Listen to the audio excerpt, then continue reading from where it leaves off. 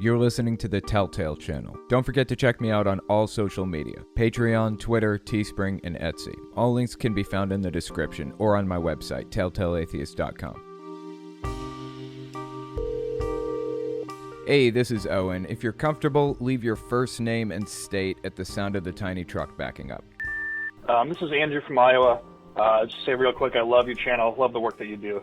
I'm curious if and possibly where you draw the line on atheists going too far in activism.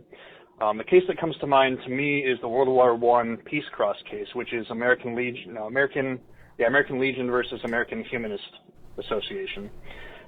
Basically, there was a World War I memorial on government land in Maryland that included a 40-foot tall cross, and the American Humanist Association filed suit and eventually went to the Supreme Court. I think it got decided a couple years ago, like 2018 or 2019.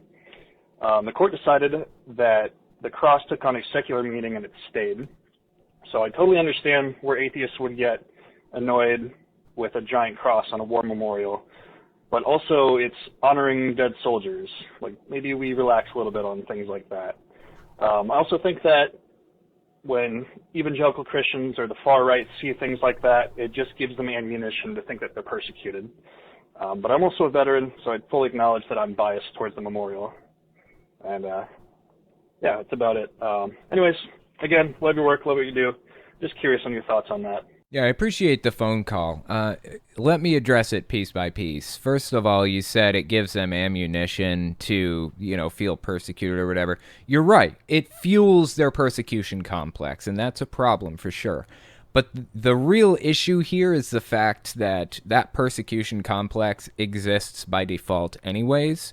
Literally anything that we do is going to fuel that persecution complex. So when I make decisions, I don't base it off of how their persecution complex is going to get worse, usually. I mean, it might be in the back of my mind to some degree, but I'm not going to let them get away with something if it genuinely should be done, just because they want to feel persecuted. Now, regarding what you said about whether or not that was even necessary, let me summarize the case according to my understanding of it.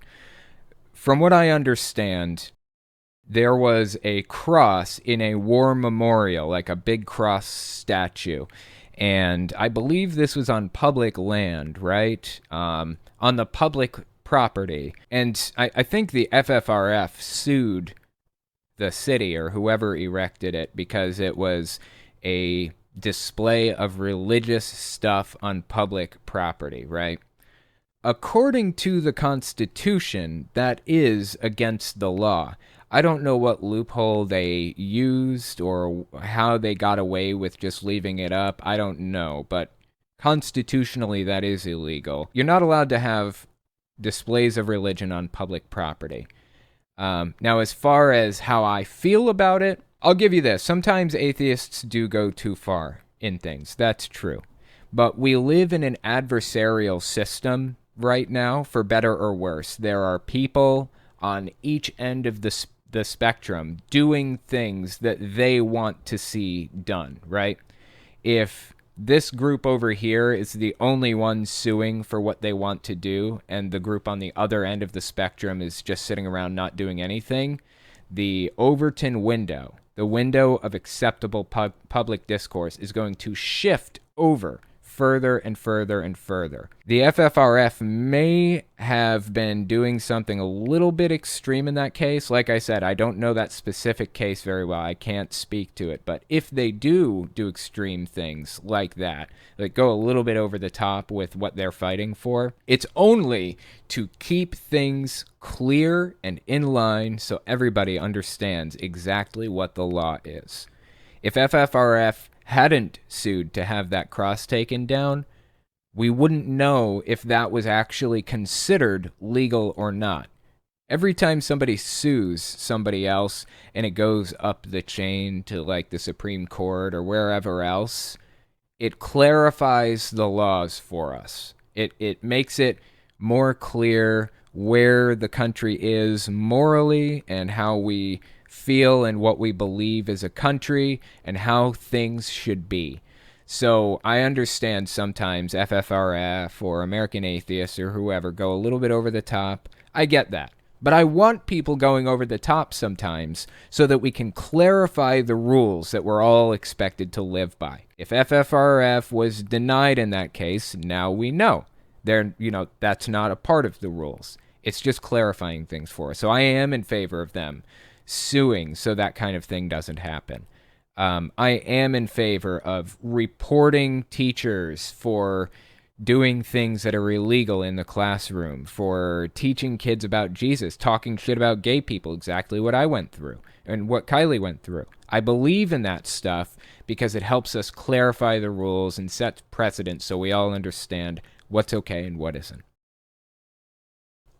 Hi, this is April from Texas. I was just wondering about how exactly Jehovah's Witness proselytizing works, like in terms of not exactly public places, but public living. Like, I lived in an apartment complex for a year and a half, and it was just down the street from a Kingdom Hall, and I never once got anyone knocking on my door, and I never saw anyone knocking on doors at the complex. So I was just wondering, why is that? Do they have a rule they can't go in complexes, or is it they would have had to make a deal with the landlord? Yeah, just wondering. Thanks. I appreciate that. As far as I know, Jehovah's Witnesses have never made any deals with any landlords. Landlords probably wouldn't make a deal with them anyways. But aside from that, let me explain how it worked when I was in the religion. Things have changed since then because now we have technology. It's more widespread, and I'm sure that they use that to their advantage now. But when I was in it, they weren't using technology, though computers existed and were very prevalent and all of that other stuff. I'm talking 2005, 2006. This is how it worked in my congregation. The Kingdom Hall would print off just a gigantic map of the entire area, every district, every street that was in our vicinity that we were supposed to be knocking on. They would print out a huge map, and they would cut the map up into little tiny squares about this big. Usually the maps would cover about a full neighborhood, right? So people would come in, and they would check out these maps. They were called territory maps. And when they checked them out, the goal was to work the entire territory. We would go out in service. There would be like a car group leader who was assigned to take a whole group of people out. Usually a man who was leading the group as the spiritual head, because men are the head of women and children and everybody else, of course. Though on occasion there were women who were pioneers, quote unquote, would go out in service in their own car groups, and they could check out territories too.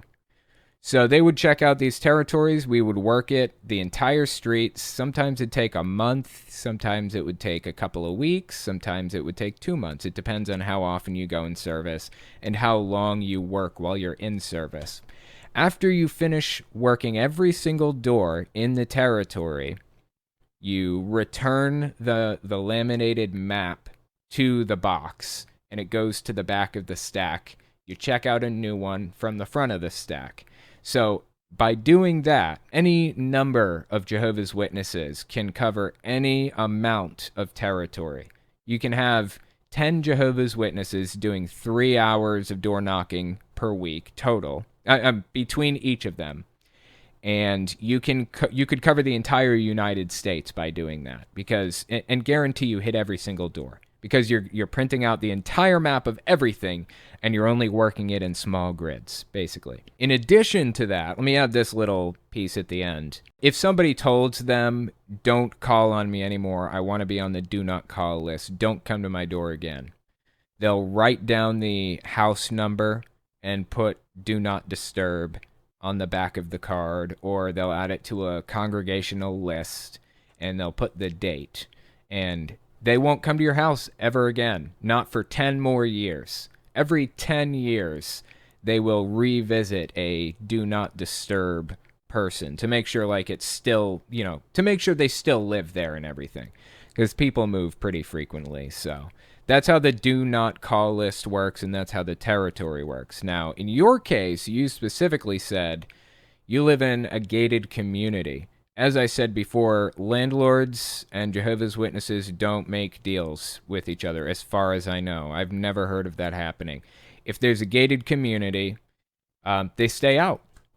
If there's a gated community, they stay out unless they know somebody in that gated community who explicitly gets permission from the people. But Jehovah's Witnesses have actually been known to open locked gates before, or open chained gates. They don't really pay close attention to the law.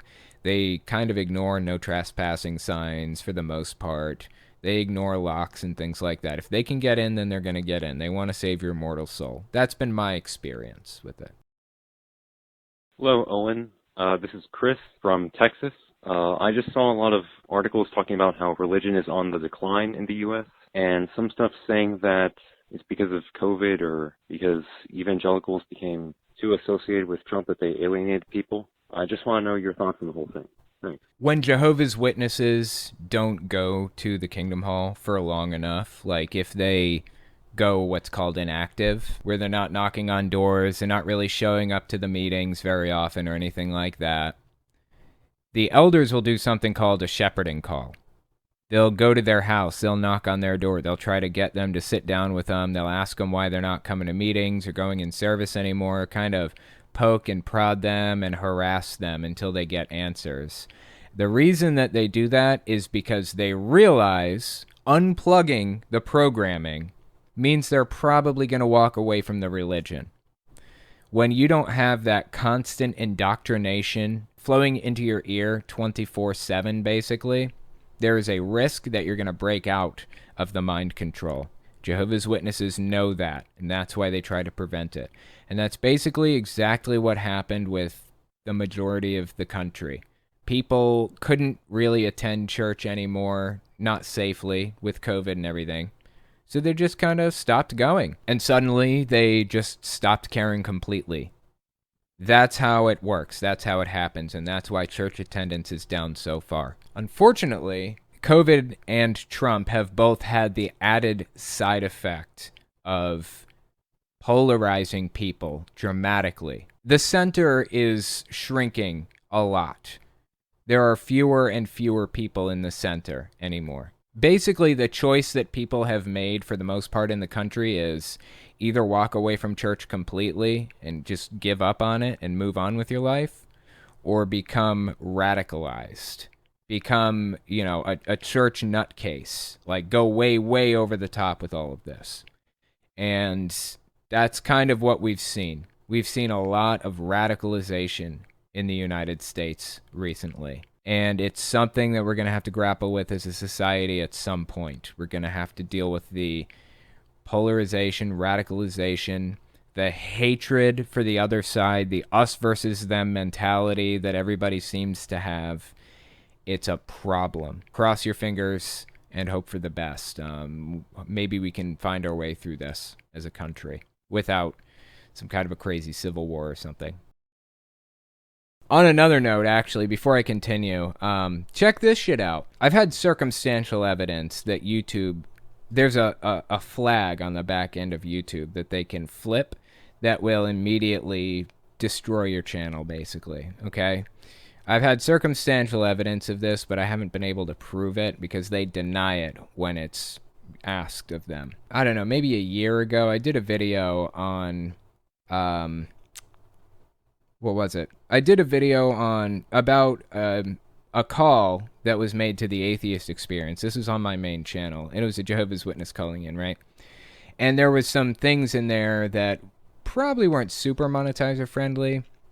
I uploaded it, and they demonetized it, and instantly my entire channel started to fail. I was getting half the views, half the subscribers, half the everything that my channel normally generates for a full week. Eventually, what I ended up doing after my channel just decreased in size by 50% basically, I deleted that video. I removed the words that I thought they wouldn't like, and I re-uploaded it. And instantly, the very next video that I uploaded, my channel shot right back up to where it was before. And that's circumstantial, but that's pretty fucking, I don't know. It's pretty convincing, right? Well, I go about my life, and last week, the same thing happened. I uploaded a video that was encouraging people to get vaccinated. This is on the podcast channel this time. The video was monetized at first, and then it was demonetized randomly, like out of the blue. Like somebody must have reported it, and then it went to like YouTube, and some reviewer decided that they rated me encouraging people to take the vaccine. They rated it as me encouraging people to do a dangerous stunt that wasn't safe, like consuming things that aren't supposed to be consumed by humans. That's how they rated that video. Me encouraging people to take the vaccines. And the moment that video was demonetized by a manual reviewer, like 4 other of my videos were demonetized automatically. My channel started suffering. It went down to half the viewership that it was before. Again, just like last year with my main channel, same shit happened, right? So I challenged that first video, the one about the vaccine. I took it all the way to the very top of YouTube, talked to everybody that I could possibly talk to, and asked them to reconsider me encouraging people to take the vaccine is not harmful or dangerous stunts or whatever. And sure enough, within like 10 minutes, literally 10 minutes is how long it took them to approve it. They remonetized. That's extremely unusual. It's taken me a week before to hear back from them. Within 10 minutes, they remonetized it, and I went through and asked for manual review on all the other videos they demonetized. Approved, approved, approved, approved. All of them were approved all over again. It's like a single anti-vaxxer manual reviewer went through my channel and demonetized all of my shit and then marked my channel as inappropriate. Flagged it with that flag that they say doesn't exist. After that flag was seemingly flipped off, the flag that I believe exists but have no concrete evidence for, I released a video the next day, and it was on Enrique Tarrio. It exploded again. It got like twice as many views as usual. Interesting, right? No concrete evidence for the existence of this flag, but that's pretty fucking strong circumstantial evidence, if you ask me. I've actually explained this whole thing in detail with screenshots of time frames, videos, and viewer counts and everything. Laid it all out in a PDF to other content creators. And they were like, I don't know. I mean, there's no way to know for sure. I'm kind of skeptical. And I get it. I get being skeptical. There is no concrete evidence. It's just circumstantial. That's it. But this kind of pushed it over the edge for me. I believe YouTube does have that flag on the back end. Right now, my channels are not flagged, either of them. But I believe that they have been in the past and very easily can be again. And I believe they flag other YouTube channels and just destroy any traffic that they get. Last week, during all of this, you know how many live viewers I got? Some concurrent viewers on this video? 500 or 600. Of course, I was streaming on my main channel too, but that's irrelevant. I got 500 or 600 concurrent viewers. Now I'm up to 1,245 at this immediate moment. Interesting, right? I don't know. I don't fucking know. Who knows? I should write a book about YouTube and how it works and all of the little ins and outs that I've learned since I started it. I wish YouTube was more honest about things. Like, they've improved in a lot of ways with a lot of shit. Really, YouTube is way better now than they used to be about a lot of stuff. But I wish that they would just be honest about things so that we can figure it out and do the best that we can with with honest and clear information, instead of trying to fucking guess our way through this whole thing. Satan's little helper. With all these televangelists making false projections and giving false information, do they not realize they're hurting their own cause? Do they not see the more radical they get, the more followers they lose? Well, it depends. The thing is about radicalism, the more radical they get, they may lose some followers, that's true. But the followers that they do have will do anything for them. Anything. It's an enthusiasm factor, and you can measure it in presidential candidates and things like that. Enthusiasm was high for Donald Trump in 2016, but low for Hillary Clinton. There were fewer people who wanted Donald Trump as president in 2016 than wanted Hillary Clinton, but Donald Trump's base would crawl over broken glass to vote for him. That's the key difference. That's why enthusiasm is important. In the 2020 election, enthusiasm for Biden wasn't very high as a candidate, but it skyrocketed because nobody wanted Donald Trump again. So it wasn't necessarily enthusiasm for Biden. It was enthusiasm against Trump. That factor played in to a high enough degree that Biden won the election. Enthusiasm is extremely important. I have 300,000 subscribers on YouTube, almost, right? I'm pretty close. Between my podcast and my main channel, I have 300K. But how many of those are like so devoted to watching my content that they'll donate $50 a month? If each of those people donated $50 a month, each of those 300,000, I'd be getting $15 million per month. That's the power of enthusiasm. And that's what these pastors, these evangelical extremists, are trying to leverage. They're trying to leverage the enthusiasm factor, and it's working. These people will crawl over broken glass to do anything for these extremist pastors. So yes, they do lose followers, but they gain enthusiasm. That's how cults operate too. These cult members will do absolutely anything for the leaders. Anything. Next, we're going to talk about a former Trump campaign operative planning a rally for those charged in the January 6th riot. Give us 30 seconds, and we'll be right back. You're listening to the Telltale Channel. Don't forget to check me out on all social media: Patreon, Twitter, Teespring, and Etsy. All links can be found in the description or on my website, telltaleatheist.com.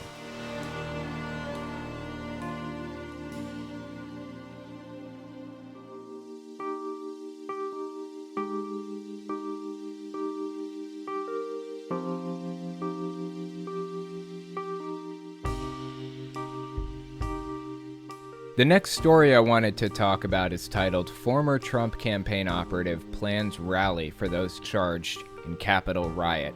This is on the WashingtonPost.com, and it was written by Ellie Silverman. So let's give this a read and see what it has to say. Law enforcement authorities are monitoring plans by supporters of former President Donald Trump to rally outside the U.S. Capitol later this month to argue that the hundreds of people charged in the January 6th insurrection are political prisoners, an assertion that has exploded beyond far-right rallying cries and into mainstream conservatism. Let me tell you where this really got legs. I don't think it actually started here, but it really got legs with this clip from Madison Cawthorn. Actually, I think I covered this last week, maybe? Check this out. We are doing support for 535 Americans that were held captured from January 6th. Political hostages, and no doubt. So Madison Cawthorn, this was like a rally that he had in Georgia, I believe. And this person is basically asking, what are you going to do to help the 535 Americans captured basically by enemy combatants? That's how they're viewing this. They believe that on January 6th, when they broke into the Capitol and broke the law, and got arrested for that, they believe that the arrests were unjustified and wrong and were being done by the deep state. These people are off their fucking rockers. Seriously, they are off their fucking rockers. And Madison Cawthorn, a U.S. congressman, is contributing to it, supporting it, and lending credence to it. This is not a little problem. This isn't just a few nutter butters. This is real. These people are spreading this meme far and wide. And it's so far and wide at this point that we have a new date for the next January 6th insurrection. September 18th. Right now, as of filming this, it's September 12th. By the time this clip comes out, I think it's probably going to be September 14th. So we'll have about 4 days after this clip comes out on my channel before this right-wing extremist event takes place. This event being organized by a former Trump campaign operative. I'm hoping we're not going to see any kind of serious political violence, but I'm not holding my breath that we won't.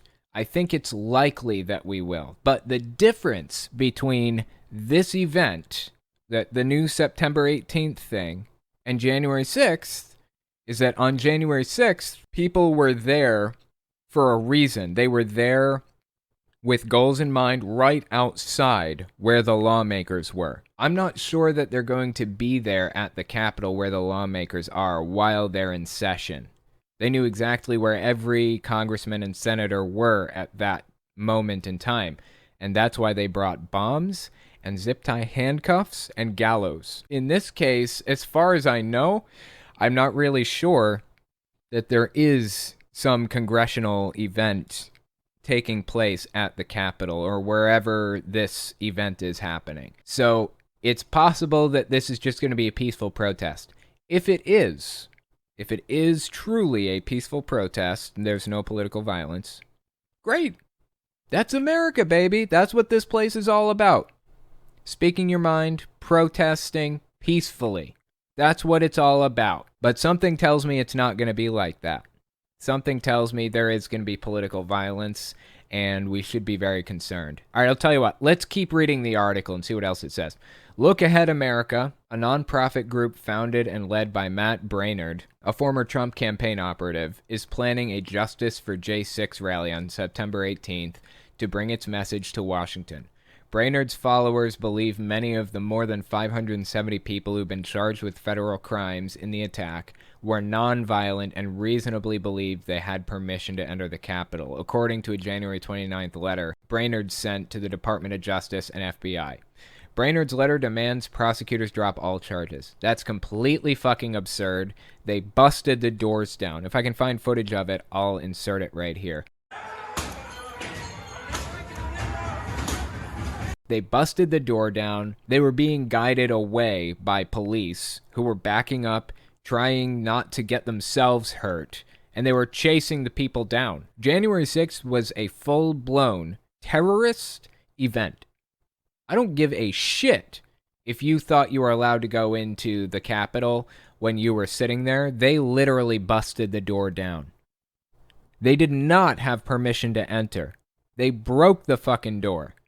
They trampled over people. I don't care what excuse they use. They need to be in prison. They need to pay the consequences for this. Let's keep reading. Brainard's group requested to hold its rally at Union Square, the public park by the Capitol reflecting pool, according to a permit application his group submitted to the U.S. Capitol Police Board and provided to the Washington Post. Although local authorities have not provided crowd estimates, Look Ahead America estimates that 700 people will attend, up from an earlier estimate of 500 in a previous permit application. Plans for a counter-protest began to circulate online this week. D.C. Police, Capitol Police, and U.S. Park Police met with the group on Wednesday so that the group could answer questions about its permit request. The conference call seemed to be the next phase in the process, but authorities have not yet granted the permit for the event. Kimmy Gonzalez, the group's director of government affairs who attended the meeting, said in an interview Thursday, "I believe they should be granted the permit if they believe that they're not going to be violent. If they think they're going to be violent, they shouldn't be given a permit to protest there." The permit application described the event as a peaceful demonstration of our First Amendment rights. The planned rally comes as the city is still recovering from 3 attacks in 8 months in the nation's capital. A violent mob stormed the seat of U.S. government on January 6, disrupting Congress from confirming President Biden's election victory and resulting in the deaths of 5 people. In April, a man rammed his car into a barricade outside the building, killing a Capitol Police officer, and last month, a man threatening that he had a bomb parked a truck near the Capitol and demanded to speak to Biden. Holy fucking shit. That's batty. That's fucking batty. I don't know if you guys have ever heard of this. There's a place called Patriots.win. It's basically the Donald subreddit after it got kicked off of Reddit. And I always go here to kind of gauge the room, figure out how people are feeling about things, and see what the latest twisted propaganda is, that kind of thing. This was a post on the Donald subreddit, basically patriots.win. It was posted 1 hour ago, 10 upvotes. So word is that there's going to be a rally on September 18th in D.C. regarding the January 6th political prisoners. Is this thing an inside op or the real deal? What can we expect? And the top comment so far, 5 upvotes, says, it's Matt Brainerd's group. The guy did a lot of calling and research of voting irregularities. I think he is legit and has now gotten focused on the civil rights abuses of 160 detainees. However, he has been advertising it for a few weeks, and I'm sure Jake Sullivan types and somebody wearing a Ushanka and a bus full of people handing out bats and bricks is a possibility. I don't know what a Ushanka is. Hang on, let me look that up real quick so I know. Oh, it's a Russian fur cap. So basically, they're preparing the narrative. If things go wrong, they're going to blame it on Antifa. It's Matt Brainerd's group. Dude was a Trump campaign operative. But if things go wrong, they can blame it on Antifa. If things go right, they can thank Matt Brainerd for it. That's how this is going to work. The only way things go right for the narrative, for the sake of the narrative, is if it stays peaceful. If it gets violent, they're going to look fucking terrible. The last thing that these people actually really want is violence. And that means they're going to have to restrain themselves. Do we think that Trump extremists can do that? Is that something they're capable of? Like Proud Boys and other extremist types? Are they capable of restraining themselves and keeping their cool and exercising their right to protest peacefully? Or is it going to turn into a violent mess? What are the chances?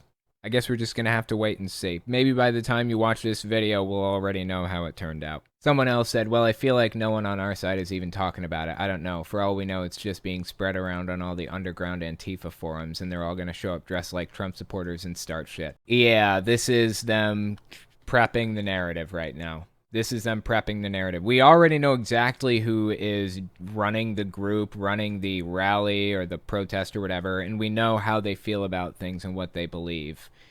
This is not Antifa. This is Matt Brainerd, a campaign operative for Trump. We know exactly how this is going down. If there is violence, they are ultimately to blame. They should have kept their cool. We'll know one way or another if it's the protesters or the counter-protesters who start shit. I'm sure there will be people watching on each side to see how things play out.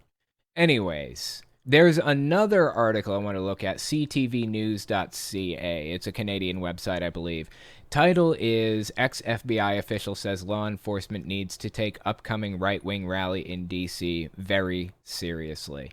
Let's give this article a read and see what it has to say. It was written by Paul LeBlanc. Former FBI Deputy Director Andrew McCabe said Monday evening that law enforcement needs to take the upcoming right-wing rally in support of jailed January 6 rioters very seriously as concerns mount about more potential violence on Capitol Hill. I think they should take it very seriously. In fact, they should take it more seriously than they took the same sort of intelligence that they likely saw on January 5th, McCabe, a CNN contributor, told CNN's Poppy Harlow on Aaron Burnett Out Front.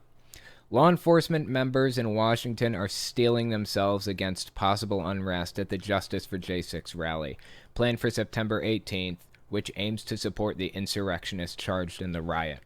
The event, organized by a former Trump campaign staffer, has prompted security concerns on Capitol Hill, and some precautionary measures will be in place. However, it's unclear how many protesters plan to attend.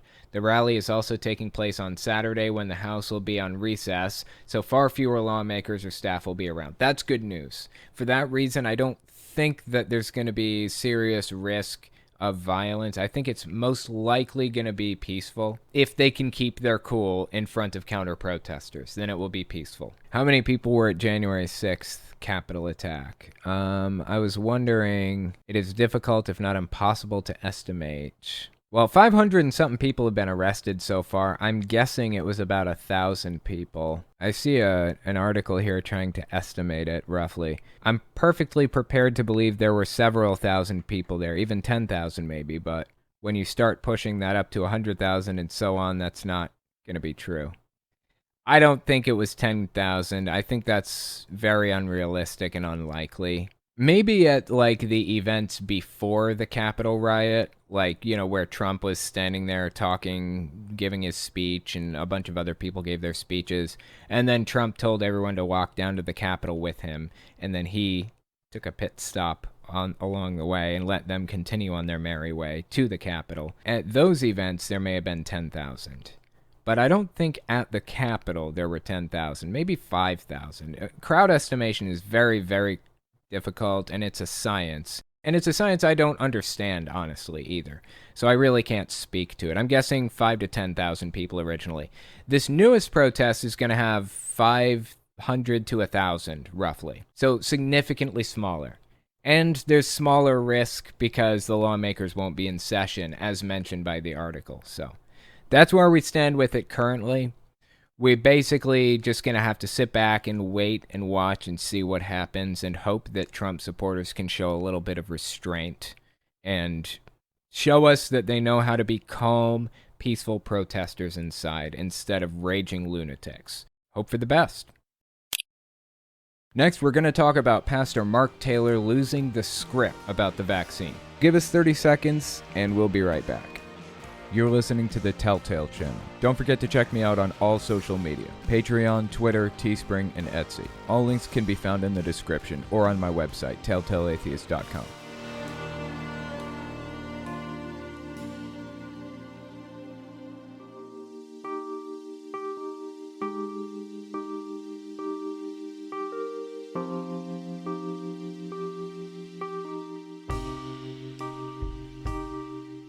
The next story I wanted to talk about is about a guy named Mark Taylor. Now, I've talked about him a few times before, but I want to catch you guys up because it's been a while. He's in the news again. If you guys were unaware of who this is, I pulled up the Daily Beast article about him. I read this a long time ago on the podcast, like forever ago, year probably.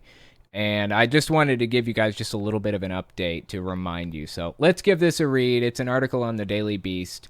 The title is God Gave Us the Donald, Firefighter Prophet Says in Film, and it's written by Will Somer. It was written October 7th, 2018, so it's a little bit older, but like I said, I'll give you a little context for who the guy is. Retired firefighter Mark Taylor was snoozing in front of a Donald Trump appearance on Fox News one afternoon in 2011 when he started to hear a voice coming from the TV. But the sound wasn't coming from the real estate mogul, Taylor would claim later. It was coming from God. I've chosen this man, Donald Trump, for such a time as this, Taylor claims the voice told him. For as Benjamin Netanyahu is to Israel, so shall this man be to the United States of America. Oh my God. Taylor became convinced that he had received a divine prophecy that Trump would become president. You know what's interesting? Isn't Benjamin Netanyahu out of power in Israel now? Yeah, how about that shit? Netanyahu is no longer the prime minister of Israel. Now it's Naftali Bennett.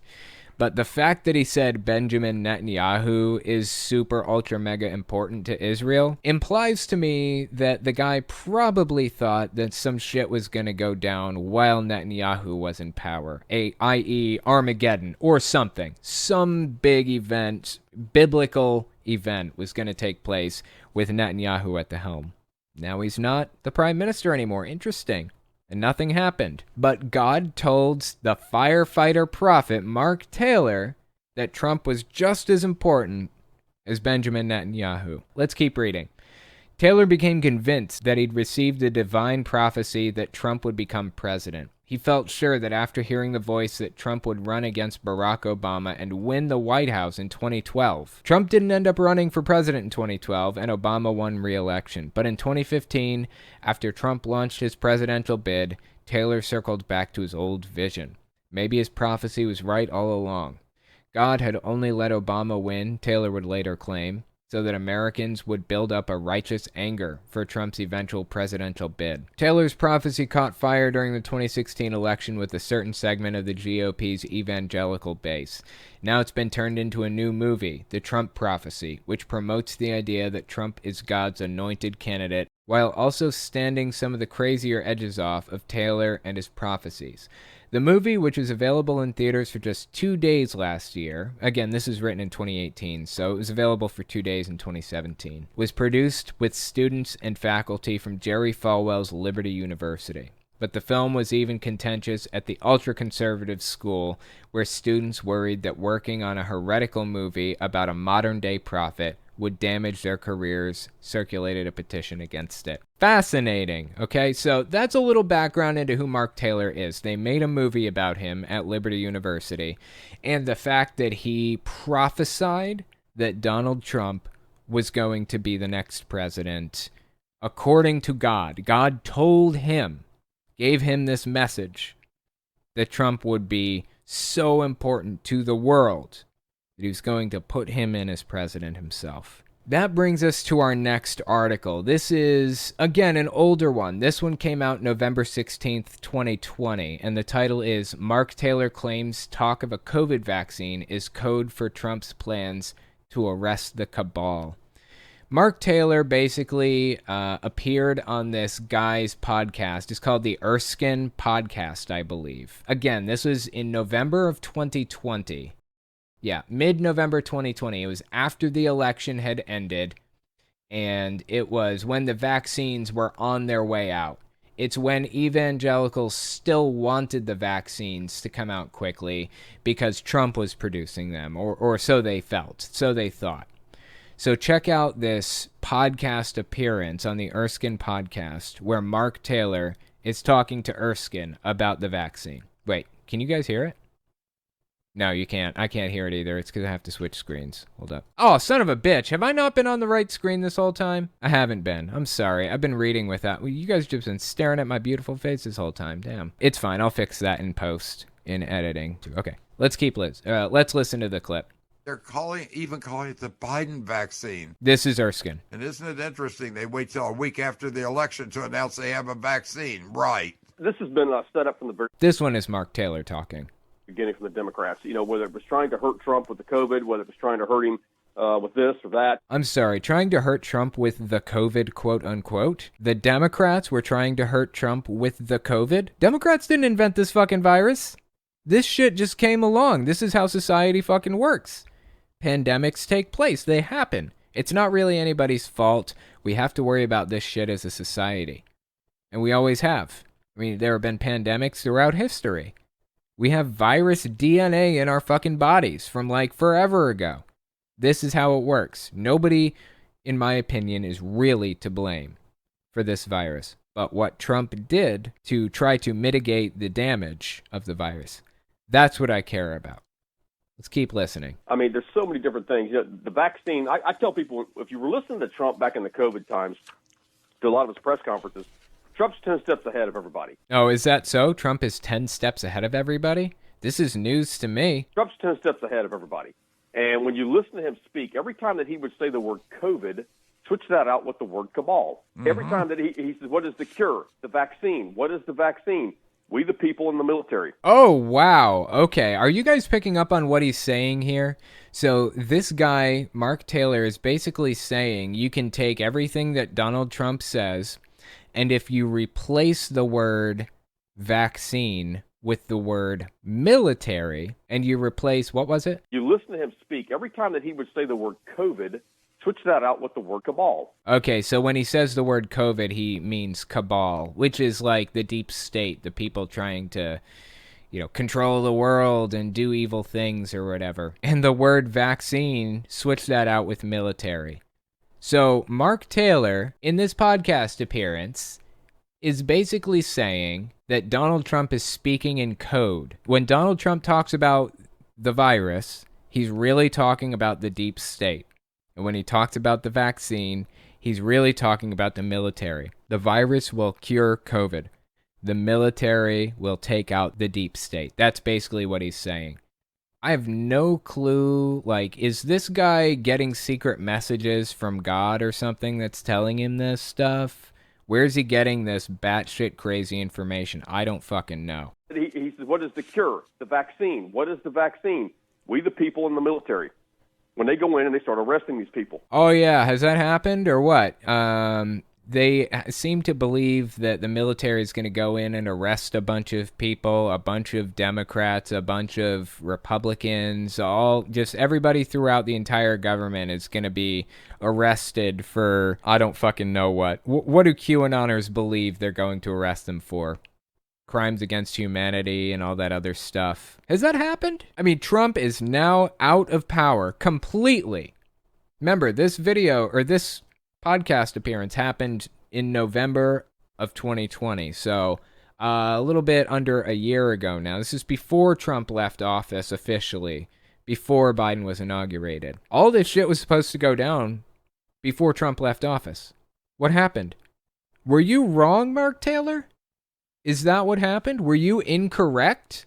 Were you just talking straight out of your ass? Is that what happened? I think he was giving code out a lot of times to the people because there's always more than one depth of revelation to what he says. Isn't that a fascinating choice of words? Revelation.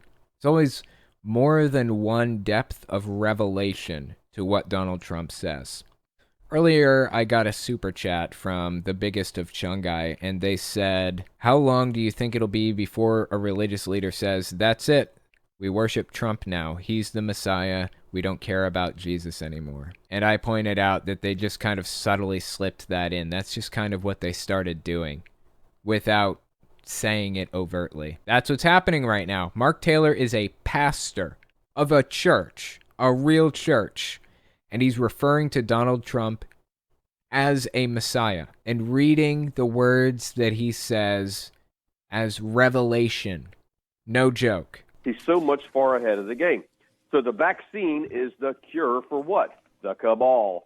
That's what's going to happen, I believe, when they release the vaccine. That is so completely unhinged from reality, I honestly don't even know what to say about it. But it gets even crazier in this podcast. Keep listening. We're going to go with Corona. It's called the coronavirus.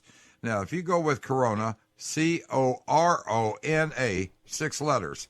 C is the third letter in the alphabet. O is the 15th letter. R is the 18th. O is the 15th. N is the 14th. A is the 1st. 6 letters in Corona. Those other numbers add up to 66. 666. A cult-driven script and a Luciferian human sacrifice, a mega ritual. This is what Satan uses, and that's it. 666, Corona. Is that coincidence? I don't buy coincidence. Do you? Nope. Yep. That's where we are now. That's the level of discourse. That's what these people believe. These people are so completely and totally disconnected from reality at this point. Is there any bringing them back down to earth? I don't know. I don't know how we'd even go about doing that. They are not even in the same reality as us at this point. Seriously. Anyways, as I was saying, Mark Taylor's actually in the news. Again, there's an article about him on Friendly Atheist website written by Beth Stoneburner titled MAGA Cultist Mark Taylor, Vaccines Are One of the Biggest Genocides Ever. So I wanted to give this article a read, and then we'll check the clip out and see what Mark Taylor had to say for himself. Let's give this a read.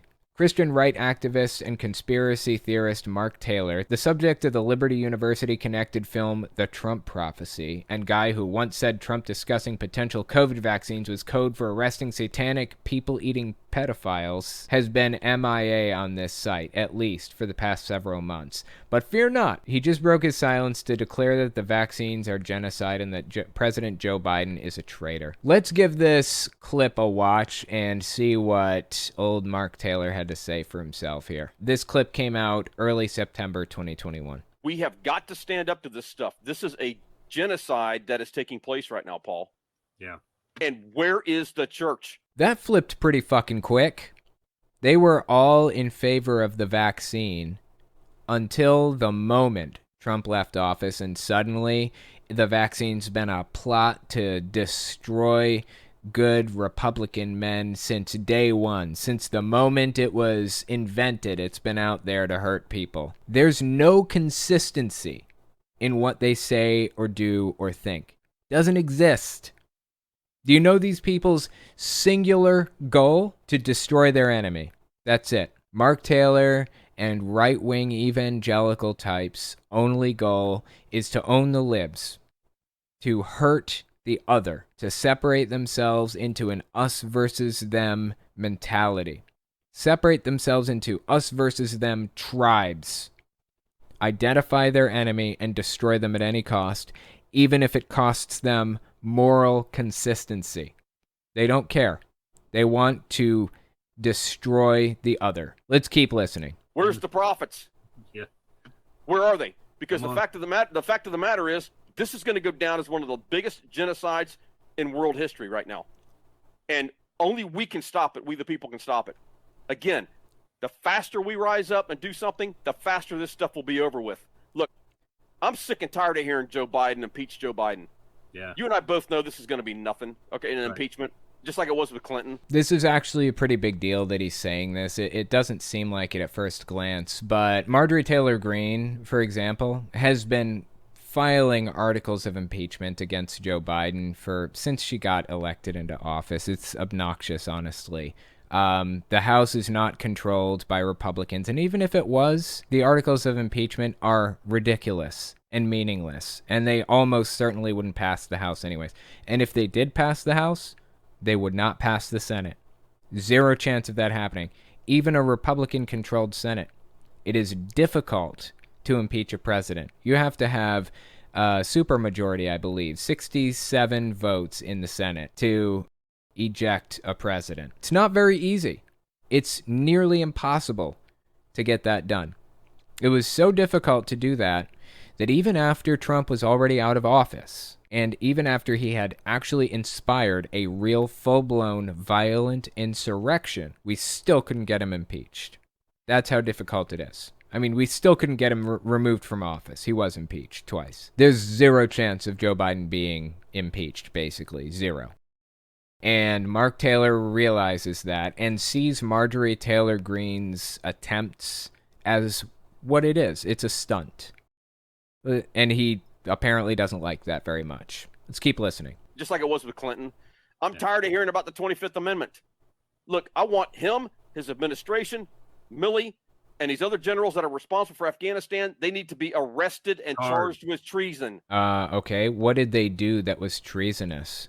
Because even what Donald Trump did would be questionably treasonous. The definition of treason in the U.S. Constitution is: treason against the United States shall consist only in levying war against them or in adhering to their enemies, giving them aid and comfort. A case could be made that Donald Trump did do that while in office with the January 6th people. Obviously, based on what Congressman Madison Cawthorn was saying earlier in a recent video. What are you doing to support the 535 Americans that were held capture from January 6th? Political hostages, no doubt. They view the insurrectionists as of a different nationality than the people who arrested them, obviously. I mean, that's what I'm picking up from it, right?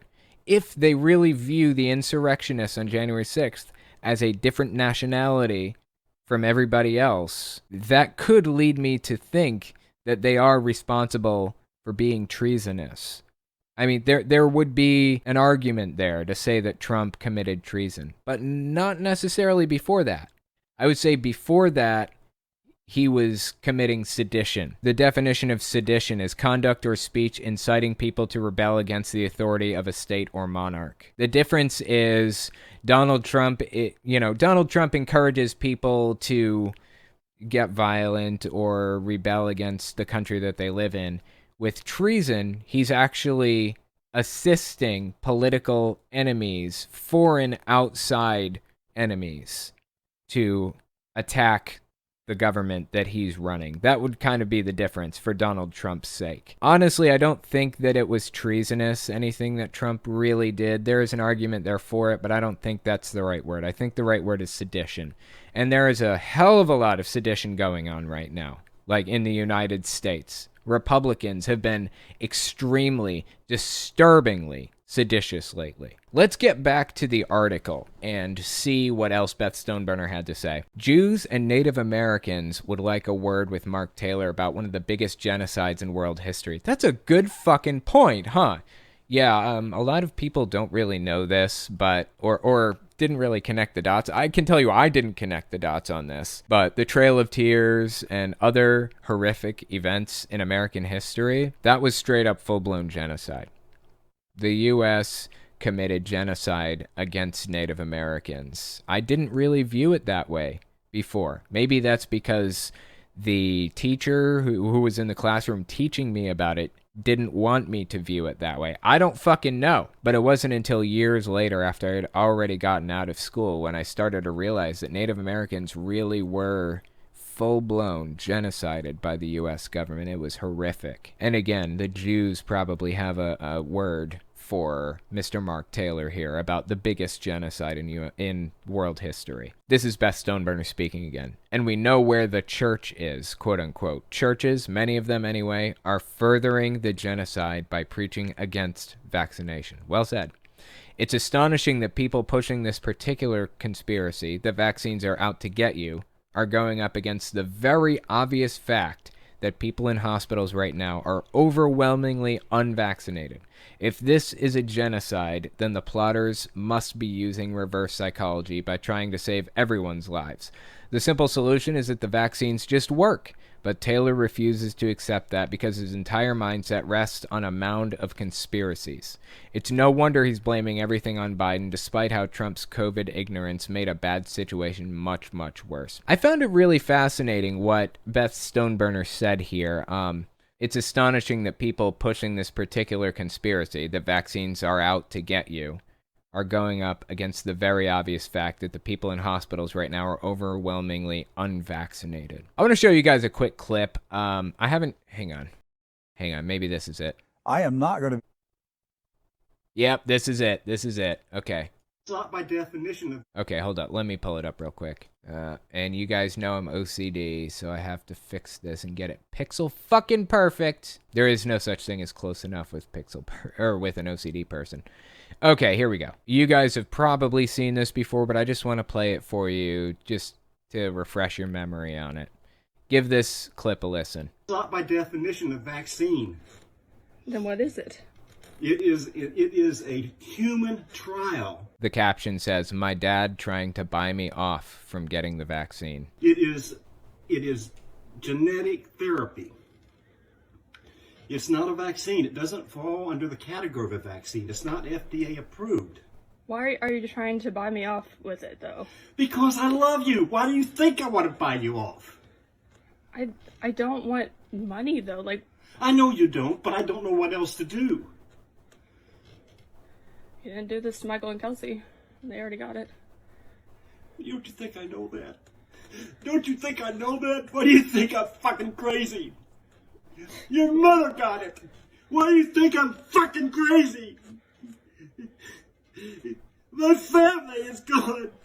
My family is gone. By the end of this flu season, most of you will be dead. What the fuck do you expect me to be? That's fucking sad. This guy believes that his family is all going to be dead by the end of the flu season.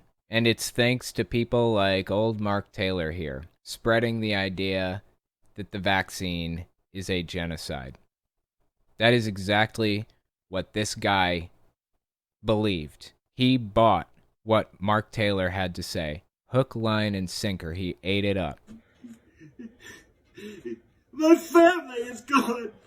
My family is gone. By the end of this flu season, most of you will be dead. What the fuck do you expect me to be? That's fucking sad. What Mark Taylor is doing here by talking about how this vaccine is a genocide, not only is it increasing vaccine hesitancy, which is objectively a bad thing because I want to increase the number of people who survive this situation, it's also leading to people having complete mental breakdowns. Like that guy was. We have got to do something about this complete ass backwards view of reality. We've got to do something to help people come back to reality, to break out of their programming, break out of the mind control that they've been subjected to, much like I was subjected to it when I was a Jehovah's Witness. We have to find a way to help these people get out of it. Otherwise, we're going to just end up with more people like this guy here. This flu season, most of you will be dead. What the fuck do you expect me to be? Next, we're going to talk about Pastor John MacArthur, whose church caught COVID because he ignored laws about social distancing. And now, the state of California has finally settled the case against him. Give us 30 seconds, and we'll be right back. You're listening to the Telltale Channel. Don't forget to check me out on all social media: Patreon, Twitter, Teespring, and Etsy. All links can be found in the description or on my website, telltaleatheist.com.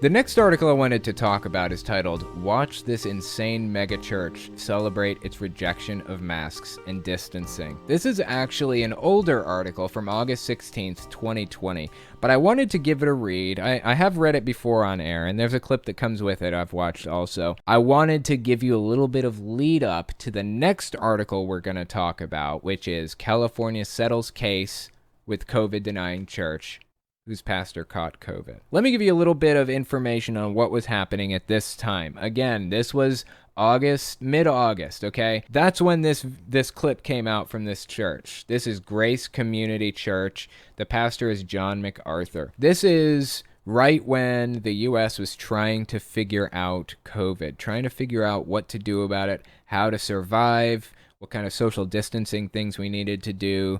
Everybody was trying to wear masks and be careful because there was no vaccine yet. All we needed churches to do was to use Zoom. Barring that, social distance and wear masks. And California actually sued some churches to try to force them to at least wear masks and social distance, bare minimum. And that's what happened. They sued this guy, John MacArthur, tried to get him to do that. Watch this clip. This is him defying the request to wear masks and social distance in his church. Thank you. All that, and I haven't even said anything. We're having church.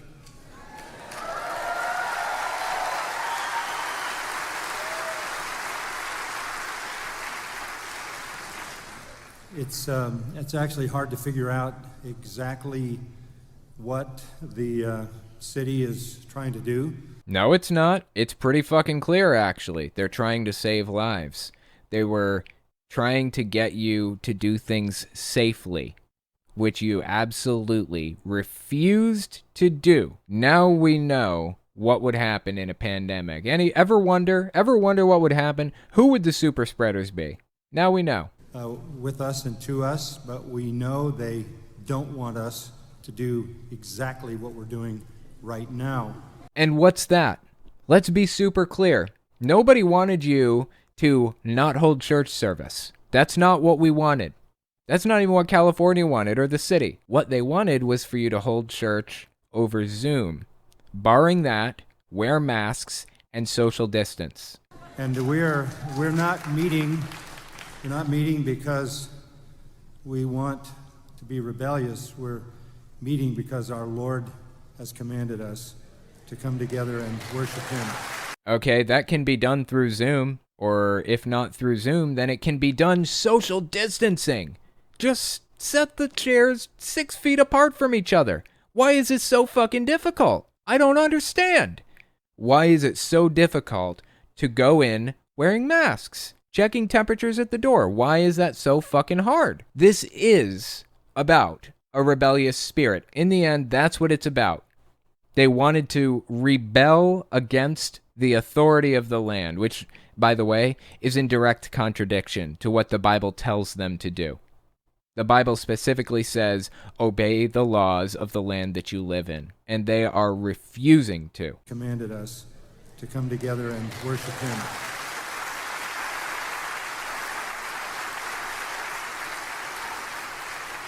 There was a court order that granted this church and this church alone the right to meet indoors, and the powers of the city were not happy about that. They were going to be asking us to do two things, social distance and wear masks. Super simple, straightforward requests, right? Couldn't be more easy than that. Hand out masks at the door. Hell, you don't even have to hand out masks. I'm sure these people can get their hands on some masks, right? Just tell them to come to church with masks on. That would make things a little bit better at least. Show you're trying. They didn't want to do that. They didn't even want to fucking try. They didn't even want to pretend to look like they're trying. They specifically set out to look like they are rebellious. Exactly the thing that he said they're not trying to do.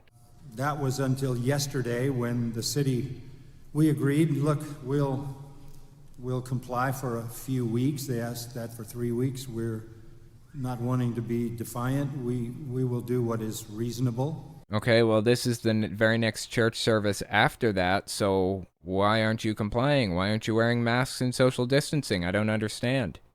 What happened? You said you'd do what was reasonable, and you just listed masks and social distancing as reasonable. Is this dude just completely full of shit? Is he, once again, just trying to own the libs? Trying to get one over on who he views to be his enemy?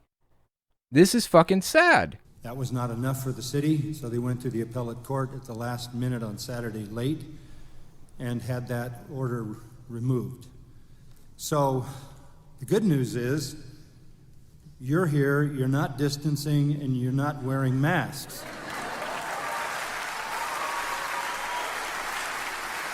Why is that good news?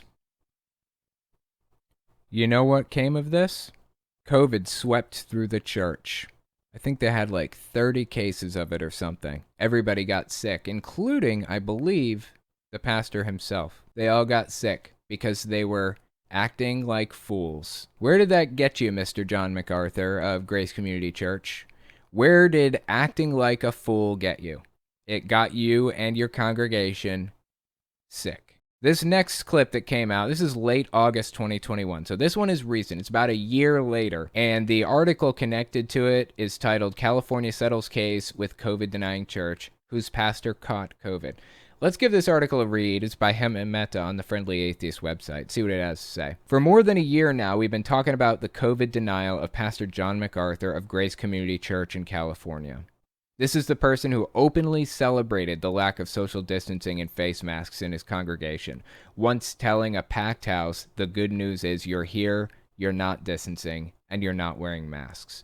In August of 2020, he falsely claimed there is no pandemic. I remember that. And then in October, there was an outbreak at his church. The Los Angeles County Department of Public Health confirmed 3 cases had been traced back to the ministry.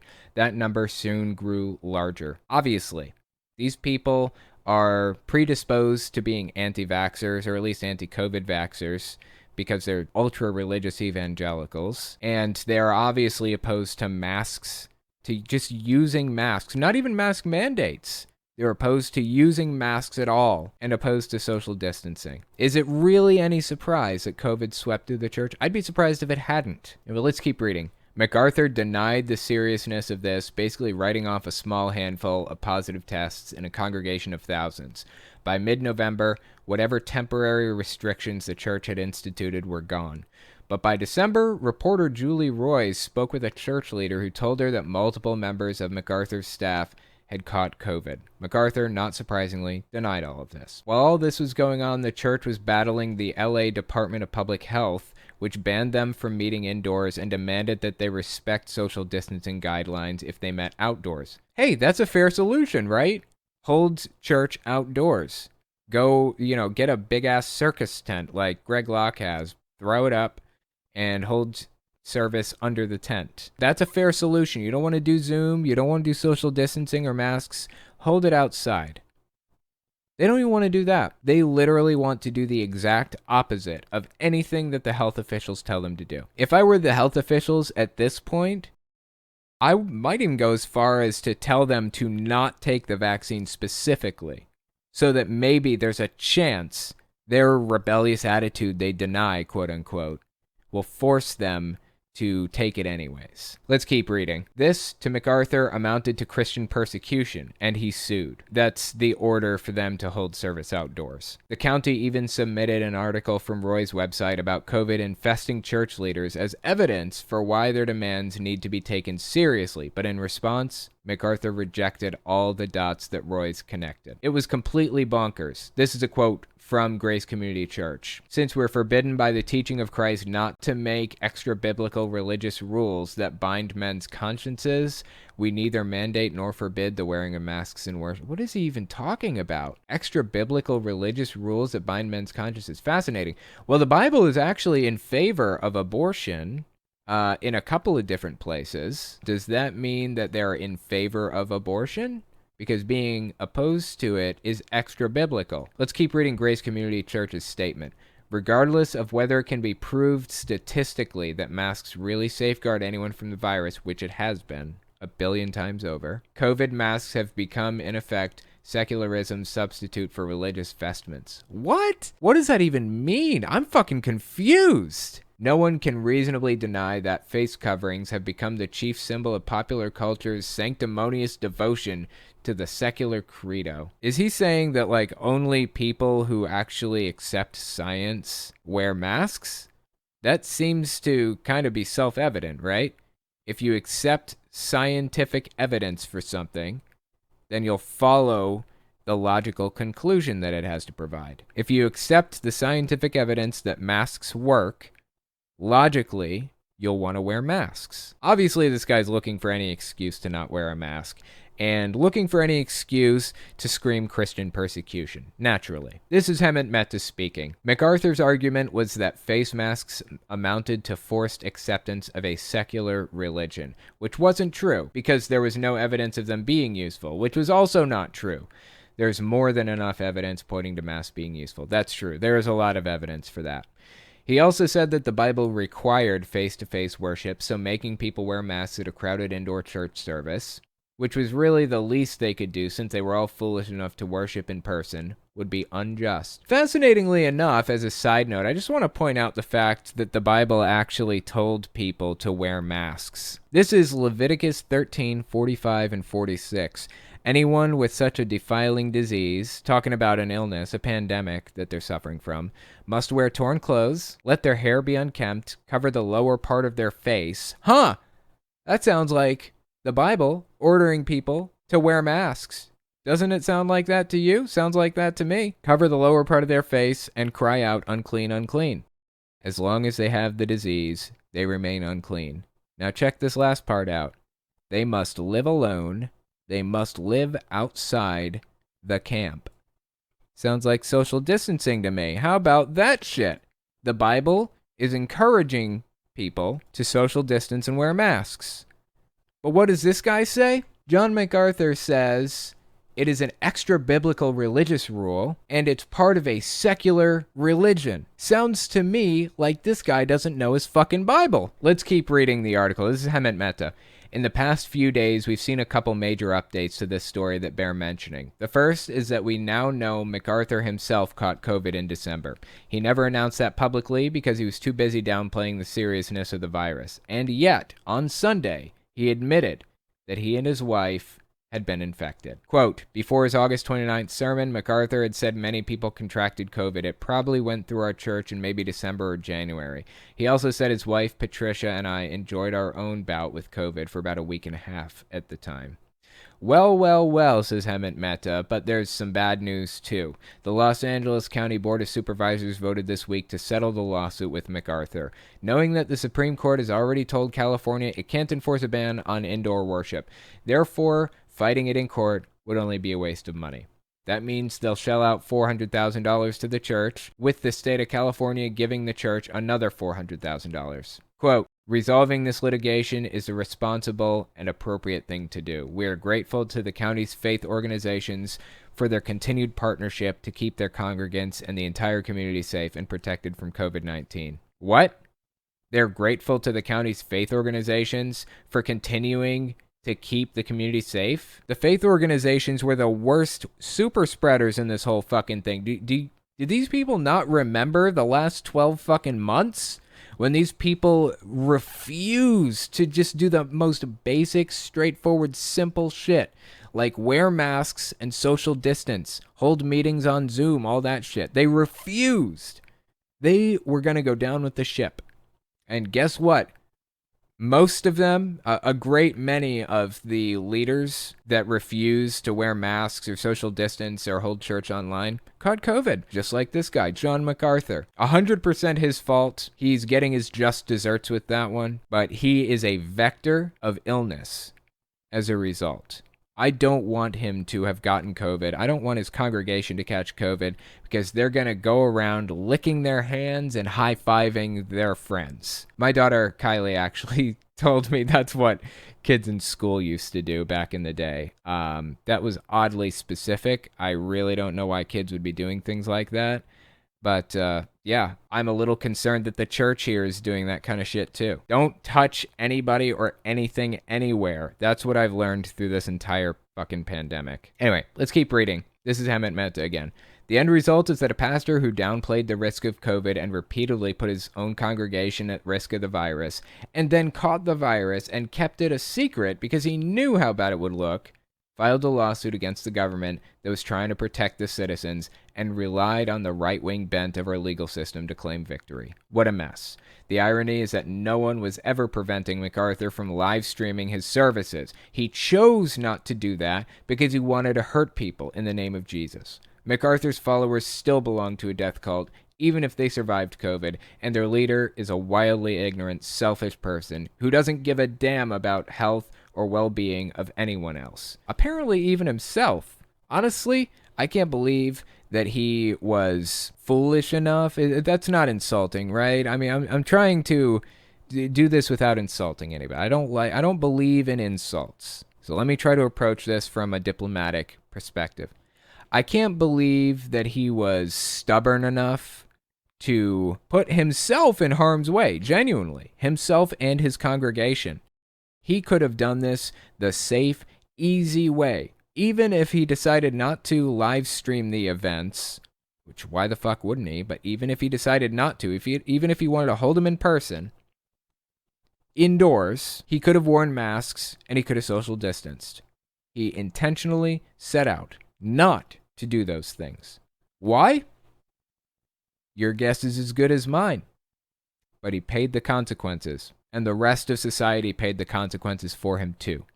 Thank you for violating my right to life and liberty and the pursuit of happiness by endangering my life, by being a vector of an illness. I appreciate that very much, John MacArthur. Thank you guys for coming and giving this a listen, and I will talk to you next week.